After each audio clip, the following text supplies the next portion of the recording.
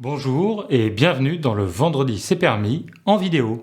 La question du mois, pourquoi l'entretien annuel d'évaluation ne suffit pas à garantir la motivation des collaborateurs durant 12 mois? Nous vous proposons 4 solutions. La première, parce que rencontrer une fois par an un collaborateur est beaucoup trop rare pour lui permettre de faire des progrès et de se sentir soutenu. Parce que tout le monde sait que l'entretien annuel d'évaluation ne sert à rien.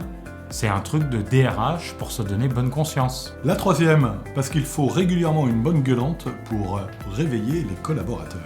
Parce que les collaborateurs ont besoin de rencontres plus fréquentes avec leur manager pour rester motivés.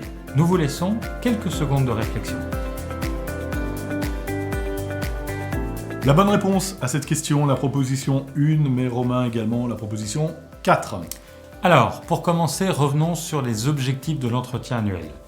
Un entretien annuel est destiné à définir avec un collaborateur, personnellement, ses objectifs pour une année et à tracer dans les grandes lignes, dans un premier temps, le chemin qu'il va devoir suivre. Oui, pour bien comprendre, prenons un exemple. Vous décidez de faire construire une maison et pour cela, vous faites appel au service d'un conducteur de travaux. Il y a peu de chances que vous contentiez de le rencontrer juste au moment de la signature en lui disant « rendez-vous dans 12 mois avec la maison telle qu'elle est dessinée sur les plans ». Vous allez certainement ressentir, et lui aussi d'ailleurs, le besoin de vous rencontrer toutes les 3 semaines, 1 mois, afin de faire un point sur ce qui avance bien, sur ce qui n'avance pas suffisamment, sur ce qu'il faut recadrer, des décisions pour ajuster le tir. Il en va de même avec les collaborateurs. Si vous le rencontrez, le collaborateur, qu'une fois par an, vous prenez le risque que pendant l'année, il se décourage, ou il fasse fausse route, ou il parte dans des dérives. Alors la seule possibilité de s'assurer de rencontrer ses collaborateurs en prenant un peu de hauteur et calmement, c'est de remplir ce que l'on peut appeler le managenda. Le managenda, c'est l'agenda du manager dans lequel il met ses rendez-vous avec chacun de ses collaborateurs et il demande d'ailleurs aux collaborateurs de faire de même. Que se passe-t-il si on n'anticipe pas ?